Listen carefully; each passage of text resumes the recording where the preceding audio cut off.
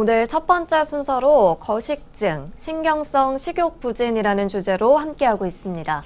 박사님, 거식증 치료 사례 소개해 주실까요? 네.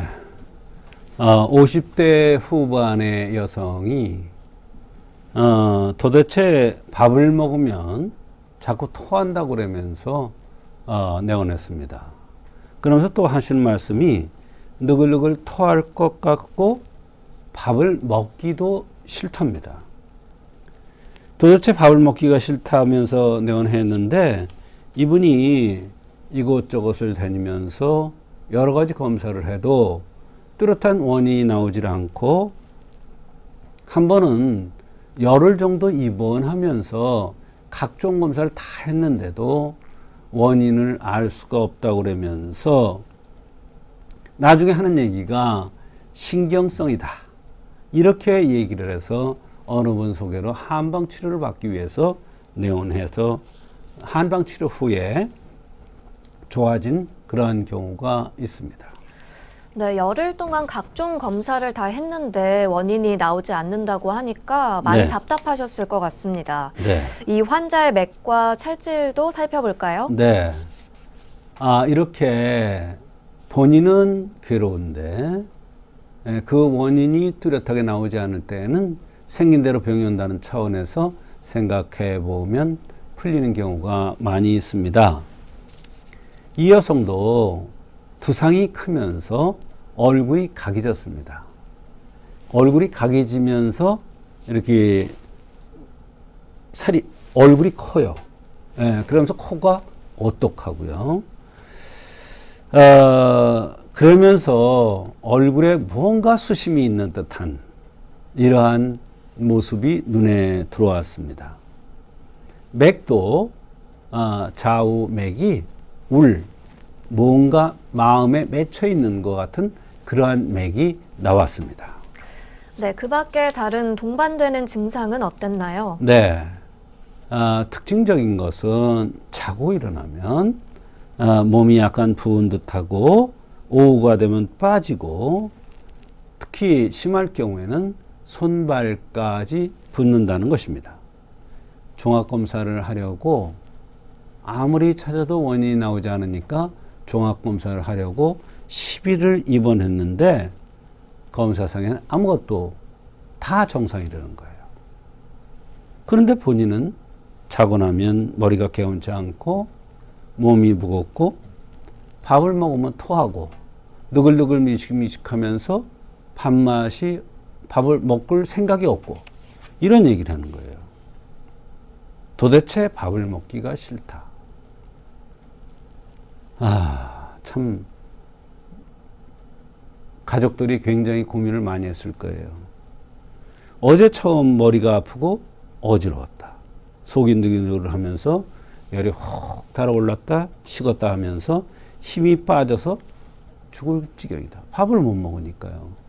밥을 먹으려면 느글느글 미식미식하고 토할 것 같으니까요. 각종 검사를 해도 안 나오니까 더욱 괴로운 거예요.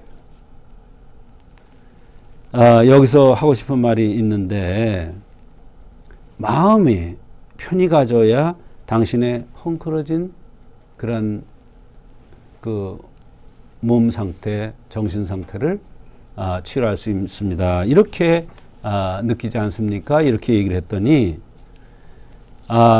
이 사람이 끄떡떡 하더라고요. 인정을 한다는 거죠. 근데 얘기를 안 해요. 마음속에 담고 있는 거예요. 이 사람이 생활하는데 불편한 것이 있어요. 뭐예요? 밥맛이 없는 거예요. 또 밥을 먹으려고 그러면 느글느글 미식미식해서 먹을 수가 없는 거예요, 도대체. 허리가 아프냐 물어봤더니 허리가 조금 아프면서 그래서 새벽 5시에 일어나서 운동을 하고 그러는데 조금 좋아지긴 하는데 미식미식하고 토할 것 같고 밥맛이 없는 것은 낫질 않는다는 거예요. 이 환자는 도대체 왜 이런 현상이 나타나는 건가요? 네.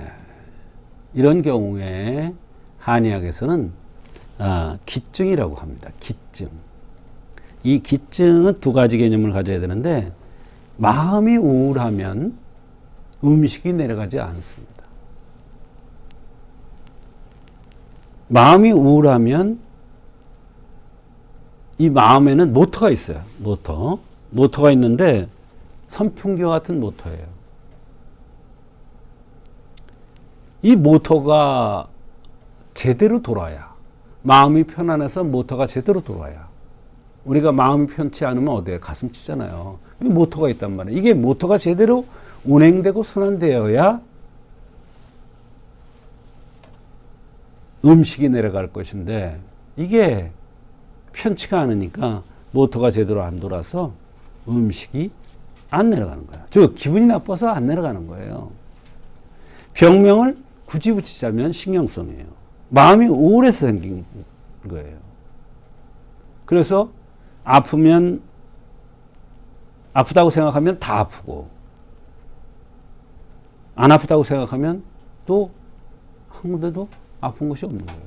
근데 본인은 밥맛이 없고 식욕이 땡기질 않는 거예요. 근데 여기에 하나 뭐가 숨어 있냐면, 얼마 전에 딸을 시집 보낸 후 이런 현상이 나타났다고 그제서야 얘기를 하는 거예요. 그게 기병이 맞죠.